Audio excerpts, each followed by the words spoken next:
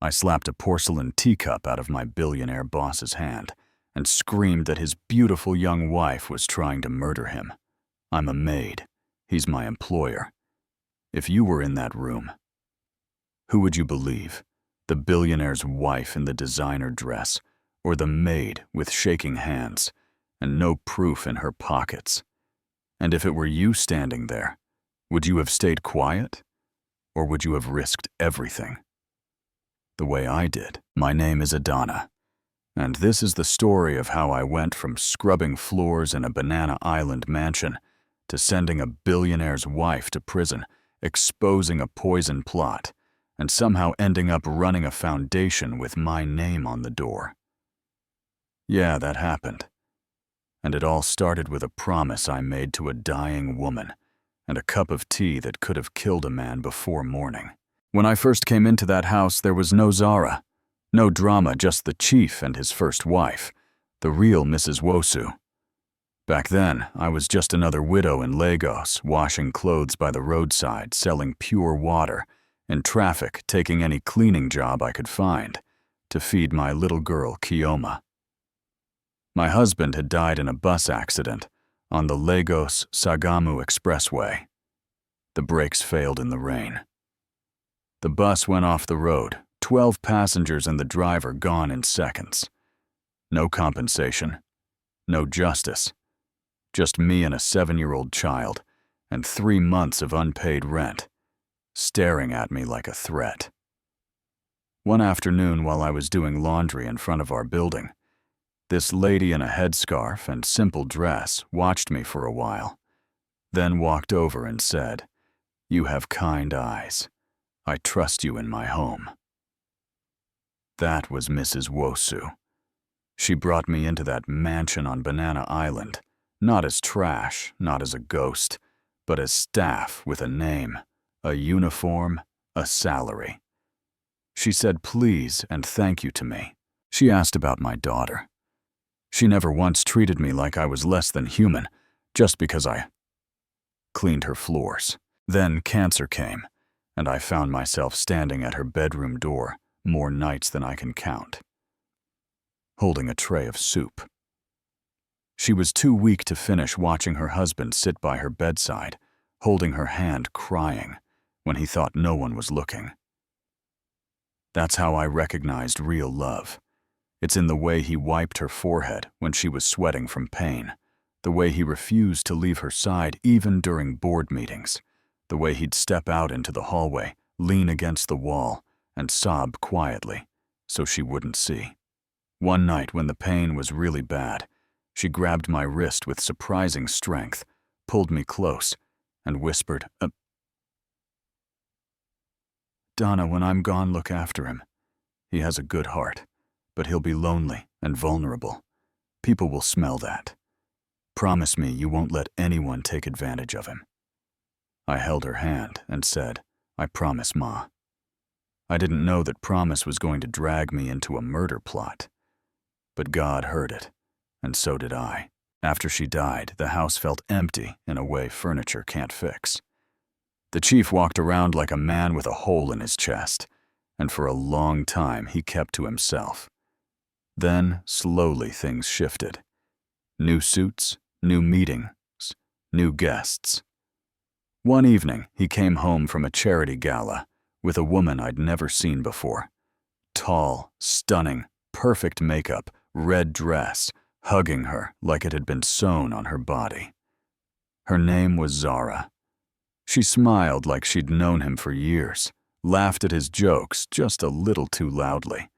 And when she greeted us staff, it was with this bright, polite smile that slid right off her face the second he turned away.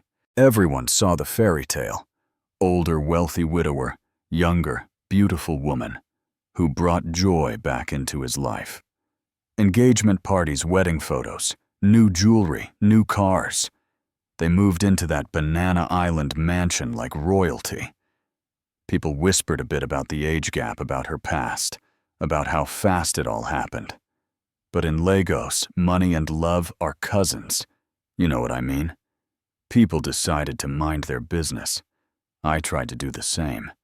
I'm a maid, not a judge. But the day she moved in, I felt something in my chest go tight, like a small warning bell that wouldn't shut up. 6 months after the wedding, the chief stopped looking like himself. At first, it was small things. He'd sit down harder than before, like his legs were heavier. He would rub his temples more often after meetings.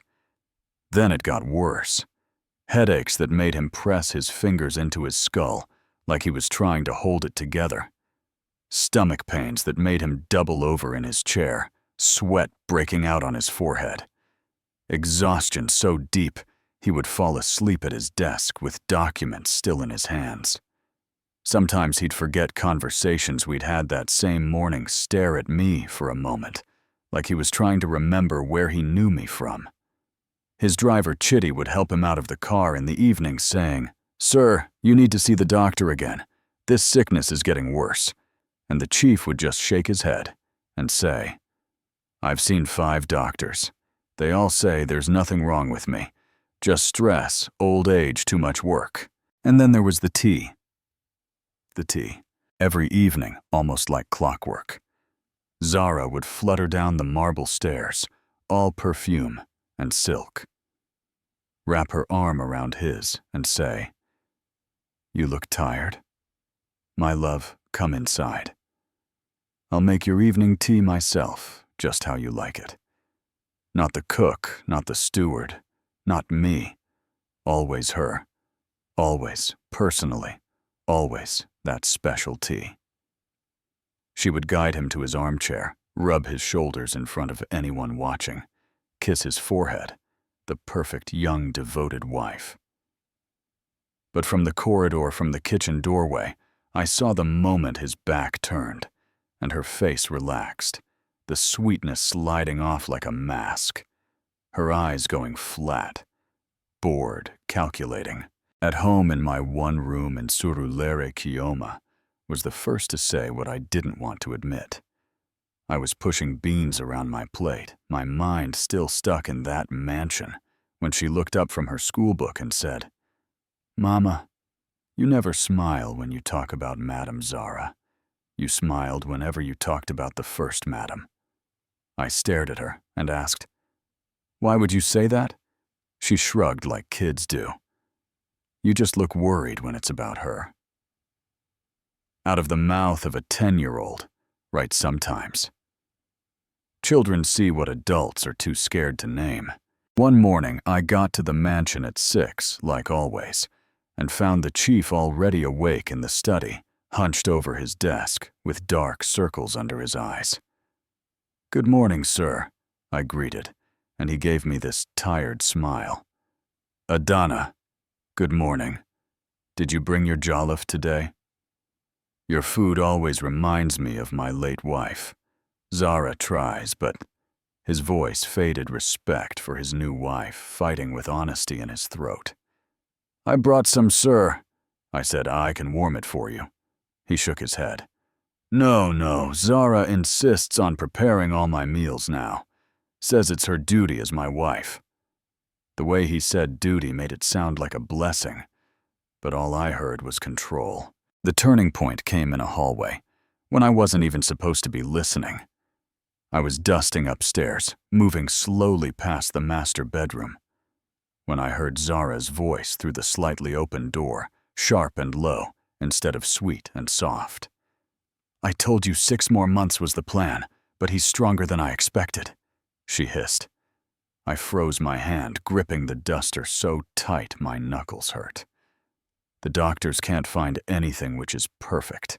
We might need to speed things up. Yes, I know the risks. Kunal don't question me. When he's gone, it's all ours. The company, the houses, everything. I don't care about his children. They're in America. By the time they realize what happened, it'll be too late. The will is already forged. Yes, I have the new powder stronger. We'll finish this. That word powder sat in my head like a stone. I backed away from the door, my heart pounding so loud I was sure someone could hear it from downstairs. I went home that night and lay awake staring at the ceiling, thinking about his headaches, his stomach pains, that tea, her words. Something inside me whispered, "Poison," and I didn't have the strength to argue. But hearing something and seeing something are two different things. A few nights later, I decided I needed to see. When the cook and steward left around 6, I pretended to gather my things like I was going home, then slipped into the laundry room at the back and hid the small window, giving me a clear view into the kitchen. The house got quieter. The security guard's radio crackled outside. The sky turned from blue to dark. My palms were sweating. My heart felt like it was in my mouth. Then she walked in. Zara moved through that kitchen like she owned not just the house, but the world, checked that the door was closed, glanced around, then opened her designer handbag and took out a small brown bottle. No label, no nothing. She put on gloves. That detail still makes me cold. And pulled one of the chief's favorite china cups from the rack. Hot water honey, a slice of lemon. Everything nice and normal. Then she opened the bottle and gently tapped white powder into the cup, stirring it like she was mixing love into it instead of death. "Darling," she called out, the gloves already off and tucked away. "Your evening tea is ready." From my tiny window, I watched him take that cup from her hands. Watched his fingers tremble as he brought it up, watched him smile at her like she was his blessing, not his nightmare. And in that moment, I moved without thinking. "Sir." "Sorry," I shouted as I rushed into the living room, my voice too loud even for me. "I forgot to tell you your lawyer called earlier. Said it was very urgent about the Singapore contract." His eyebrows jumped. "Barrister Okoye called. Why didn't you tell me immediately?" "It slipped my mind, sir. I'm so sorry," I said, avoiding Zara's eyes because I could feel her anger like heat on the side of my face. He lowered the cup, set it on the table, reached for his phone, and that was that. Business first. The tea sat there, cooling, forgotten. By the time he was done on the phone, he was too tired, and Zara took the cold tea away, trying to hide the storm raging in her eyes. She thought she'd just lost one opportunity. She didn't know she'd also been photographed. From that laundry room before I ran in, I had snapped a quick picture on my old Nokia Zara in the kitchen, gloves on, bottle in hand. It wasn't much, but it was something. On the bus home, packed between tired bodies and hawkers' voices, I opened that picture again and again, my heart racing. That's when I remembered. Kioma's friend had set up something called backup on my phone, told me, "Auntie, if your phone ever spoils, your pictures will still be saved." I didn't fully understand it, but that night I thanked God for tech-savvy children. Let me pause and ask you something. If you were a maid and you'd just seen your boss's wife put powder into his tea, would you go straight to the police, knowing they could laugh in your face or call the madam to warn her? Would you confront her and risk her destroying you? Or would you look away and say, "It's not my business"? Be honest. What would you have done, me? I was terrified, but I was more terrified of staying silent. I remembered my husband's death, the way the bus company refused to take responsibility. How I walked out of that office knowing justice was something poor people only hear about on TV. I remembered the first Mrs. Wosu's hand gripping mine, asking me to protect her husband. I realized doing nothing would make me a kind of accomplice. So the next step was obvious, even if it scared me. The next morning, I arrived at the mansion even earlier. Around 5, the sky still gray. The compound quiet except for the security guard yawning at the gate. I walked straight past the guest room where the chief now slept alone, too sick to share a bed, and into Zara's massive dressing room. I had noticed yesterday that when I brought in some folded clothes, she had rushed to lock one specific drawer. That lock was not ready for my hairpin and my late brother's locksmith skills. He used to joke, "In this life, You never know which skill God will use to save you. Turns out, he was right. I slid the drawer open, and there it was. The small brown bottle from the kitchen nestled among jewelry and expensive makeup. I took a quick photo. Under it, I found letters, "My dearest Kunal." They began talking about money plans, and when the old man is finally gone. My heart started pounding harder. Beneath that, I found a document that nearly made me drop my phone. A will supposedly signed by the chief, leaving 80% of his estate to Zara. I knew that was fake, because I had seen the real one 2 years ago, when his first wife was dying, and he gathered staff to witness his will. His children in America would get 70% charity, would get 10%. A future wife would get 20%. Fair and clean. This paper in my hand was greed in black and white. There was also a USB drive tucked in the back of the drawer. I didn't know what was on it, but I knew it mattered, so I slipped it into my pocket. And that's exactly when I heard, "What are you doing here?" I turned and saw Zara in the doorway. Hair messy face twisted in fury. I stammered something about cleaning, about thinking the drawer had been left open. She slapped me so hard I tasted blood, then snatched my phone from my hand and scrolled through the photos. She saw each one and deleted them, smiling wider with every hit of the delete button. "You know what a Donna," she said suddenly. Calm. "You're right. You didn't see anything. Because if you did see something, and you told anyone who would believe you, you're a maid. I'm Mrs. Wosu. My husband trusts me completely." She stepped closer, close enough that I could smell her perfume. "If you ever talk, I will tell him you've been stealing. I'll plant jewelry in your bag. I will drag you to Kirikiri prison myself. Your daughter Kioma, right? She'll grow up without a mother. Is that what you want?" My throat closed. "No, Ma." "Good," she said, shoving the phone back into my hand. "Now get out and remember you saw nothing." What she didn't know was that the photos she deleted were already sitting safely in the cloud far away from her fingers, and that USB drive was still in my pocket, clinking softly against my fear. That afternoon, when she went out to her favorite salon, I slipped out to a phone booth and called the chief's lawyer.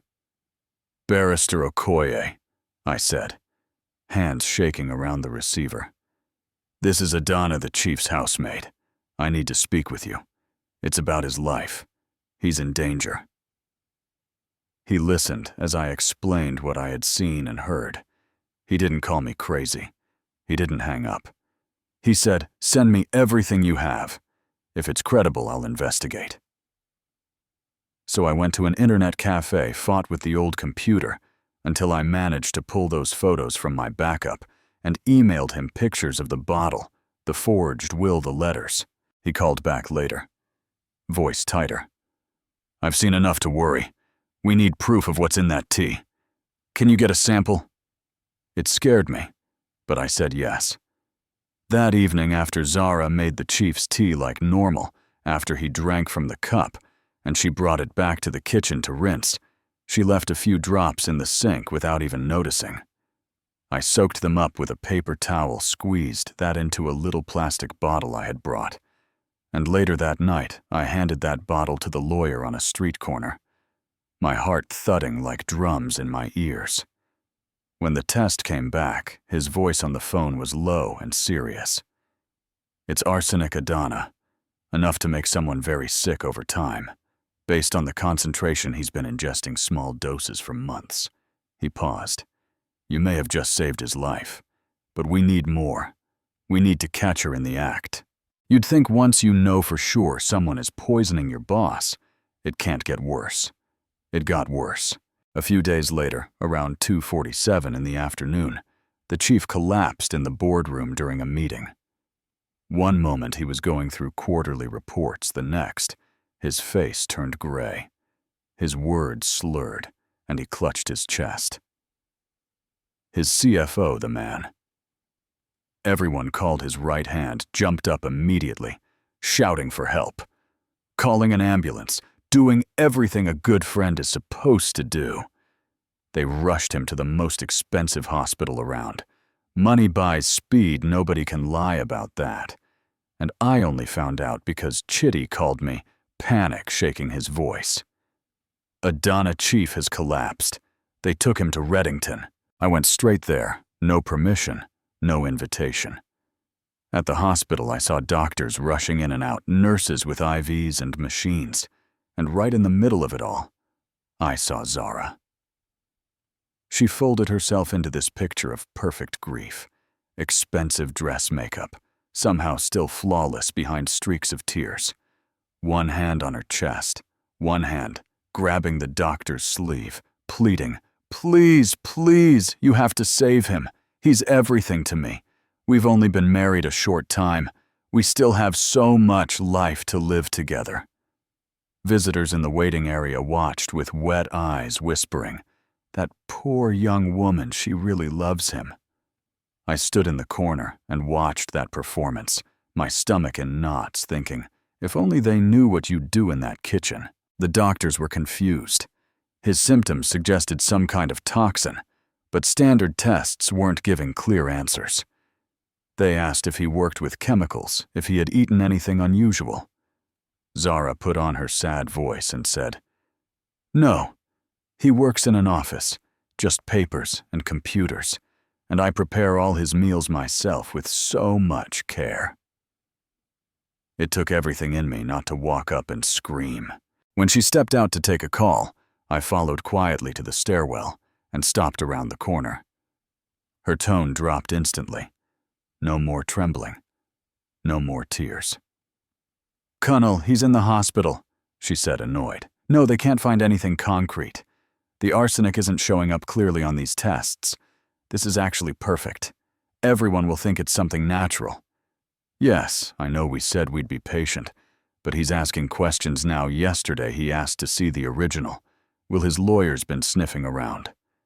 We can't wait anymore. Tonight when he comes home, I'll give him a larger dose. By morning, it'll be done. Stop panicking.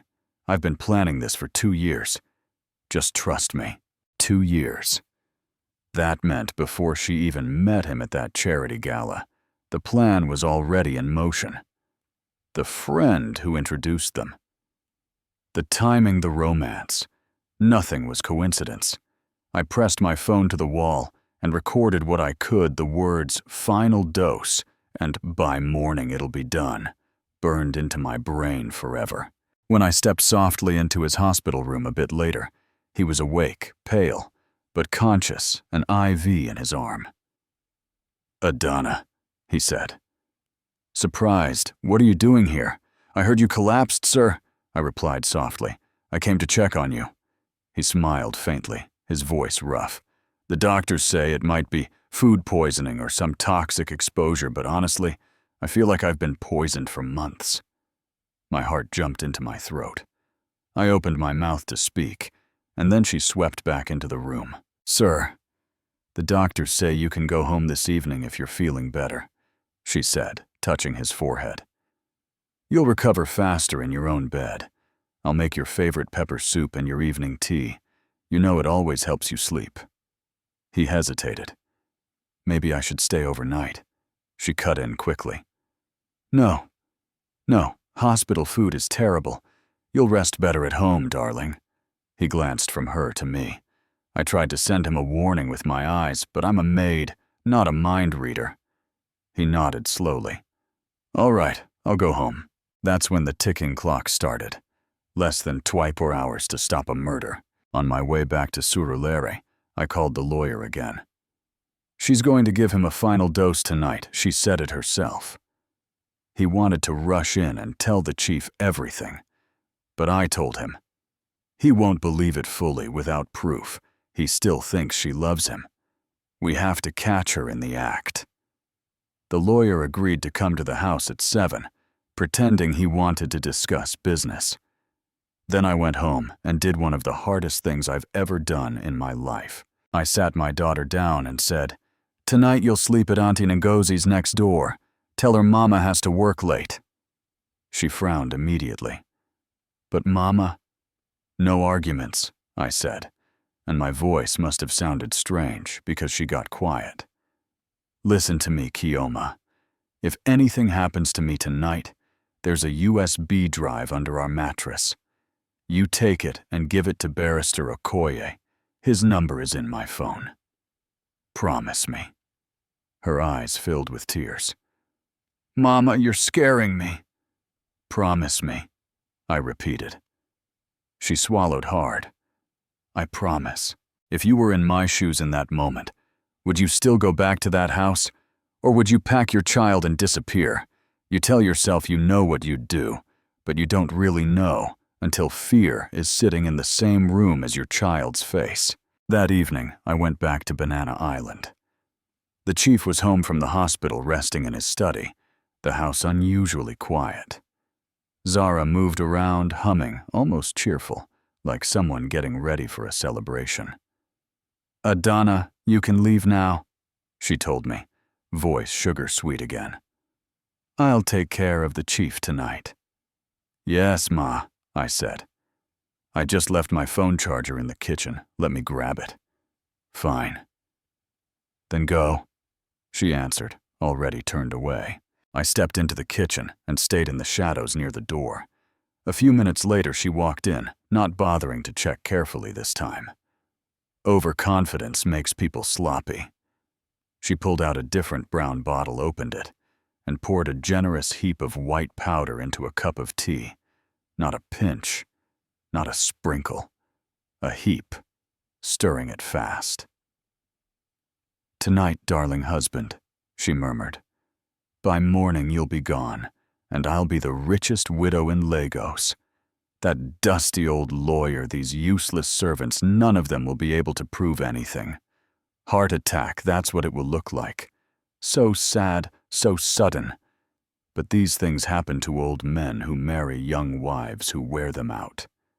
She actually laughed at her own joke. My phone, hidden behind a jar, was recording the whole thing.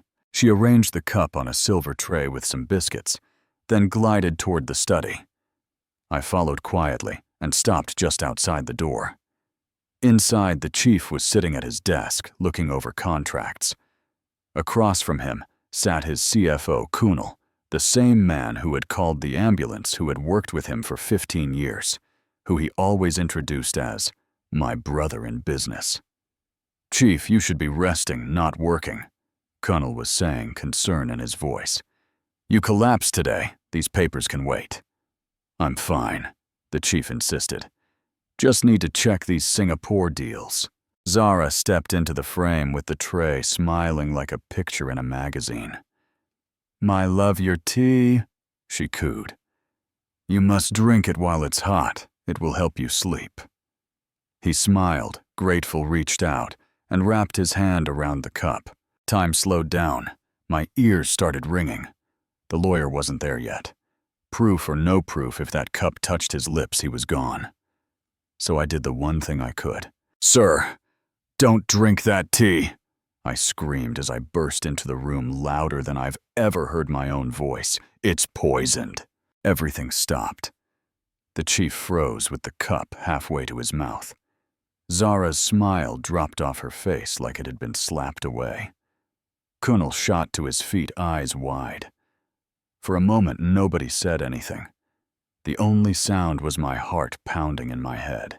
What, the chief managed. That tea is poison, I said.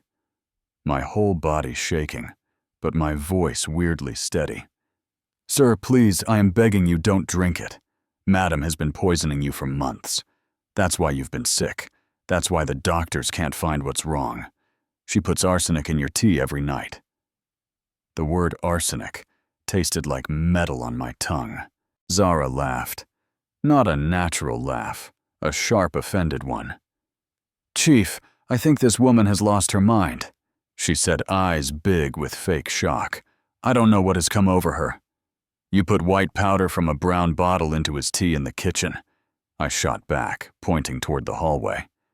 I've seen you do it before. I saw the bottle in your drawer. I saw the will you forged giving you 80%. I saw letters to him. I turned and pointed at Kunal, talking about when the old man is finally gone. I recorded you at the hospital today saying tonight would be the final dose. Chief, this is insane. Kunal jumped in. She's clearly unstable. Maybe she's been stealing and wants to distract you. I don't know what game she's playing, but I haven't stolen anything, I said louder. I know I'm just a maid. I know she's your wife and he's your closest partner, but I'm begging you, sir, don't drink that tea until you test it. If I'm lying, fire me. Call the police on me, I'll accept it. But if I'm telling the truth and you drink that, you won't be here by morning. He looked at the cup. It looked perfectly normal. The same cup he had drunk from every night for months. It smelled like tea lemon honey, like comfort. Then he looked at Zara, at her big wet eyes, her shaking hands. Then he looked at me. My uniform slightly crooked. My hair not perfectly done. My hands trembling. My eyes filled with fear. And something else. Conviction. Zara, he said quietly. If the tea is fine, drink it. There it was. One simple sentence, and the entire room shifted. What darling, she stuttered. That's ridiculous. If Adana is lying and spreading these terrible accusations, prove her wrong, he answered, still calm. Drink the tea. I don't like tea, you know that I made it for you, she protested. You don't have to drink it all, he replied. Just one sip to prove that my maid is crazy and my wife is innocent. For the first time that night, she looked genuinely afraid. Her eyes flicked to the cup and back, her fingers twisted in her dress. I don't have to prove anything, she snapped. I'm your wife, you should believe me. I'll drink it. Kunal cut in, suddenly reaching his hand out. This is nonsense, Chief. Give it to me. I'll show you it's fine. Something in my gut screamed no. Without thinking, I lunged forward and knocked the cup right out of the chief's hand. It hit the marble floor and shattered tea splashing across the tiles. You crazy woman, Zara shrieked. Do you know how much that cup cost? Call the police, the chief said quietly. You could feel the temperature in the room drop. What? Zara whispered. I said call the police, he repeated louder. Standing up slowly, and call Barrister Okoye. Tell him to come here immediately. Nobody leaves this room until they arrive. If you were him, would you have done that? Still not completely sure who to trust, knowing your entire life might be built on a lie? Or would you have pushed me out and chosen the pretty story over the ugly truth? Do you think that's fair, that it had to get this far for my words to weigh as much as hers? Within about 10 minutes, the lawyer walked in with 2 police officers. His face was tight, like a man braced for impact. Chief called, said this tea was poisoned. Madam says it's not, he said, opening his briefcase. Let's test it. One officer knelt and collected some of the liquid from the puddle on the floor with a small syringe, sealed it in a tube. We can send this to the lab, he began, but the lawyer shook his head. I have a field test kit in my car for arsenic, he said. I've been preparing for this possibility. He stepped out, came back with a small box, took a drop of the tea, put it on a test strip, and we all watched the color change. Dark purple bloomed across the surface.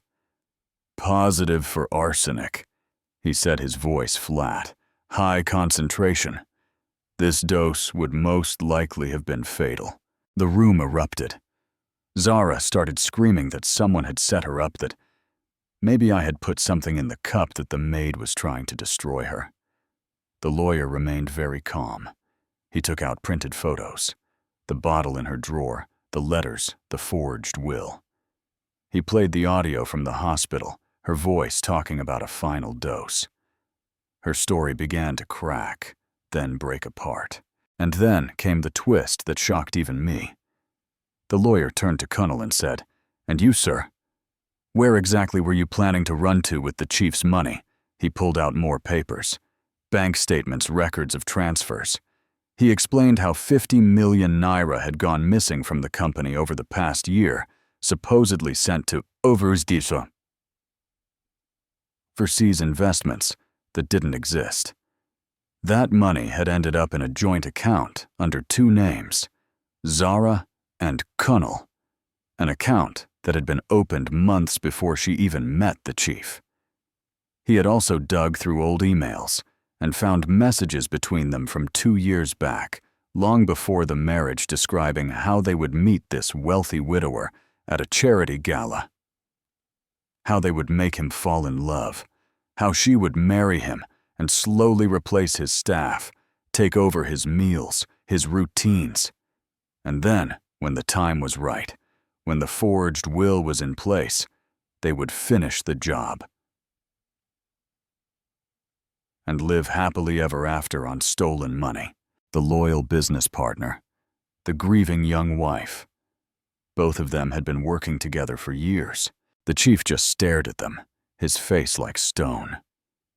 So the way we met, the way you comforted me, all the business advice, the late nights, all of that was just a plan to kill me and steal a lifetime of work, he asked quietly.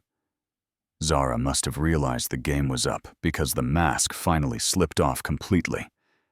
Do you think I married you for love? She spat. You're older than my father, you snore, you're boring. But you're rich. That's all that mattered. Divorce would give me only 20%. As a grieving widow, I get 40 by law, plus what's in the will. With our forgery, I'd have 80. We would have been set for life. Until you got bored of him too and tried the same trick on someone else, I said softly, unable to hold it in. She turned on me like a wild animal. This is all your fault, you nosy little maid. Why couldn't you just mind your business? Because your husband's first wife asked me to protect him, I replied.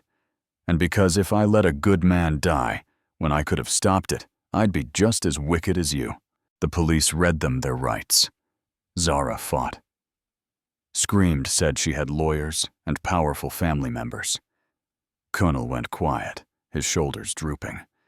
As they led them out, Zara turned one last time, eyes burning with hate. You'll regret this, she yelled at me. You destroyed my life. I just looked at her and thought you destroyed it yourself, long before I opened my mouth.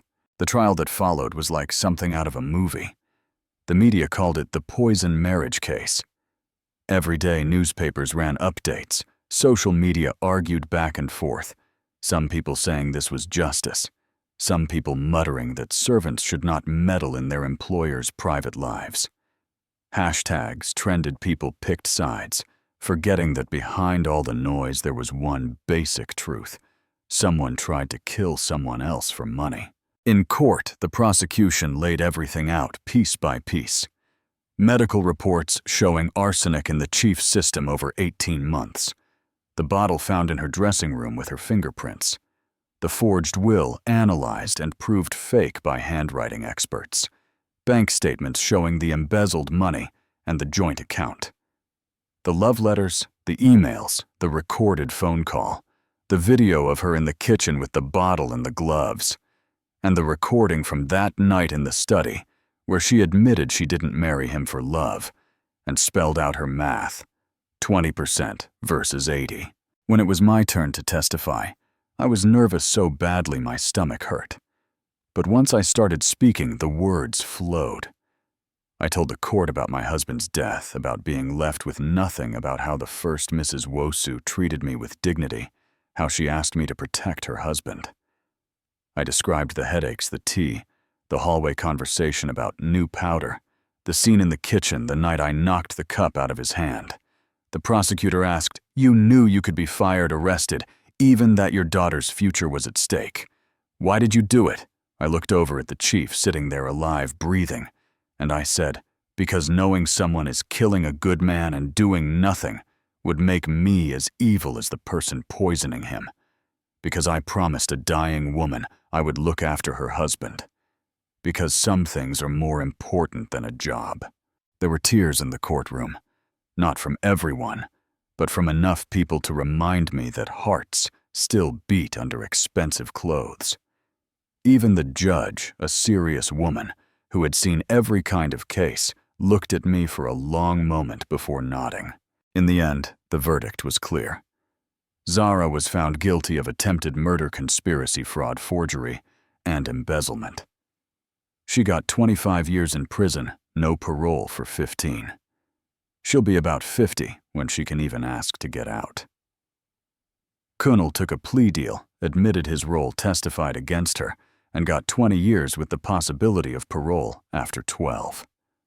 When the judge read the sentence, Zara still tried to act strong, but when the guards grabbed her arms, she lost it, screaming at everyone. At the judge, at the lawyer, at me. "You ruined everything," she shouted. I whispered mostly to myself, "No, you did." After the trial, when the reporters crowded around the chief, all he said was, "Justice has been done. 2 people I trusted betrayed me, but thanks to my lawyer, the police, and especially Adana, I'm alive today. That's all I want to say." Then he walked away, looking lighter than he had in years. 3 weeks later, he called me back to the Banana Island mansion. I went thinking maybe he was going to thank me formally, and then let me go. I knew too much about the worst days of his life. I wouldn't have blamed him.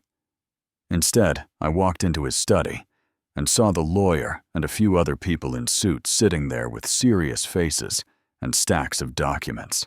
"Adana, please sit down," the chief said, smiling kindly. I sat, hands in my lap, heart thumping. "You saved my life," he began, "and I've been asking myself, how do you repay that? You can't, not really, but you can try to honor it." He slid an envelope across the desk. Inside was a check that made my eyes blur, more money than I had ever imagined having. "Sir, this is too much," I protested, my voice breaking. "It's not enough," he replied. "Call it back. Pay for all the times you protected me when I didn't even know I was in danger." One of the men in suits stepped forward, cleared his throat. "Mrs. Okoro, I'm from Lagos Housing Corporation. Chief Wosu has purchased a 3-bedroom house in Lekki Phase 1 in your name. These are the documents." I stared at him, then at the chief. A house. In Lekki. In my name. Another man stepped up with another file. "And this is a trust fund for your daughter, Kioma. 50 million naira professionally managed. It will cover her education from now through university, including if she studies abroad." "I can't accept this," I whispered, now sobbing for real. "It's too much."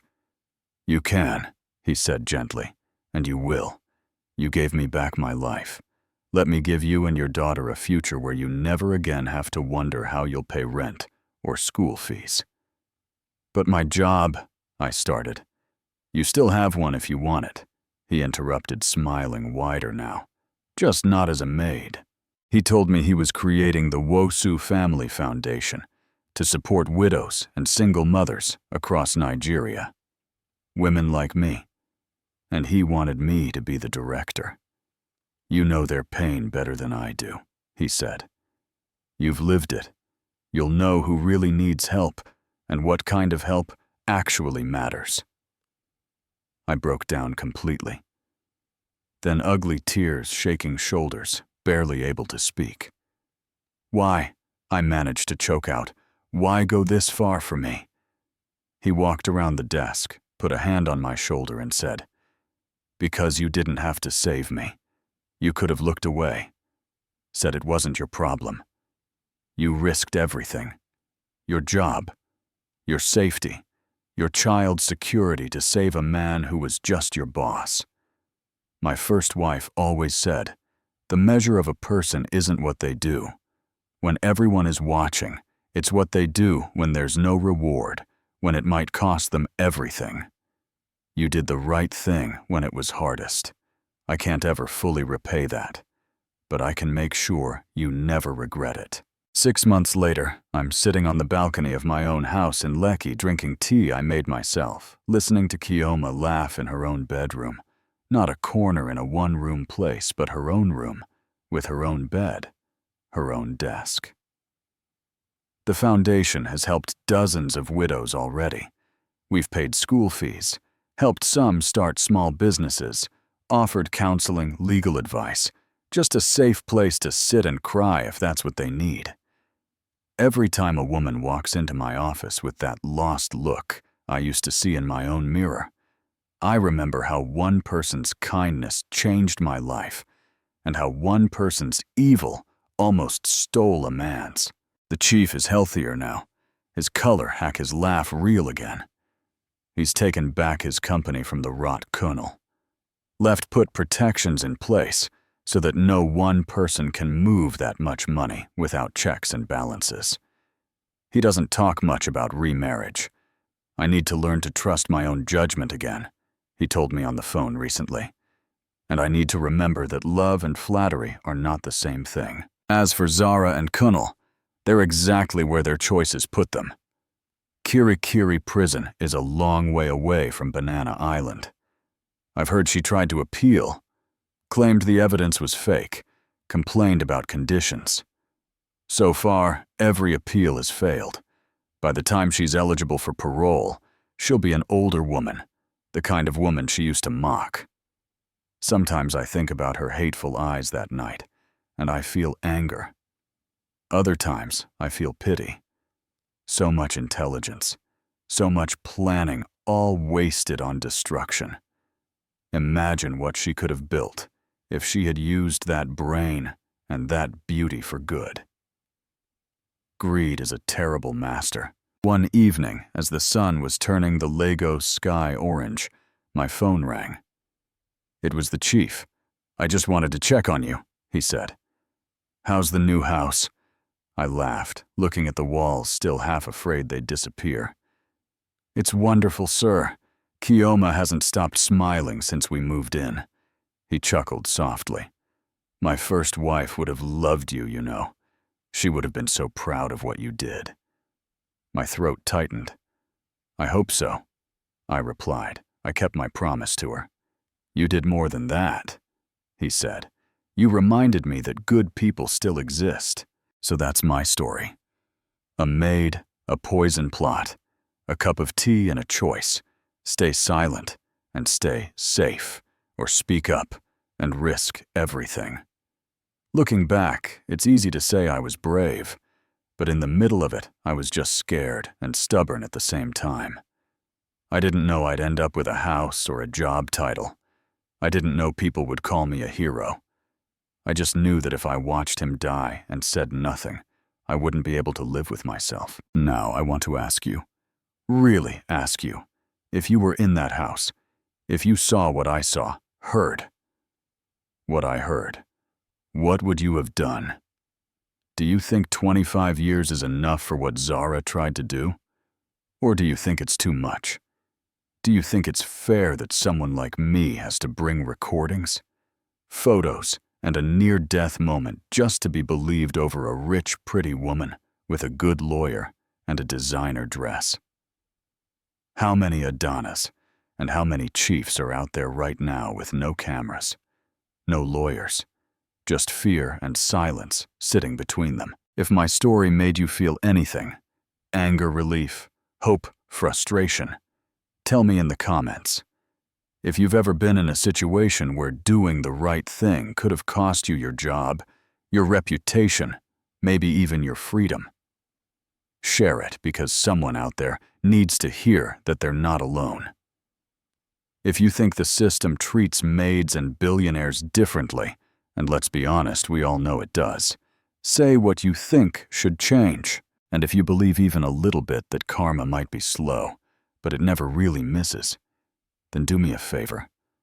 Like this video, share it with someone who needs a reminder that doing the right thing still matters, and hit subscribe so you don't miss more stories where justice doesn't just sleep quietly in a corner. Most importantly, remember this. When you see evil, when you see someone being hurt or used, don't convince yourself it's not your business. Your voice might be the only thing standing between someone and a cup of tea that never should have been drunk. So if it were you, what would you have done?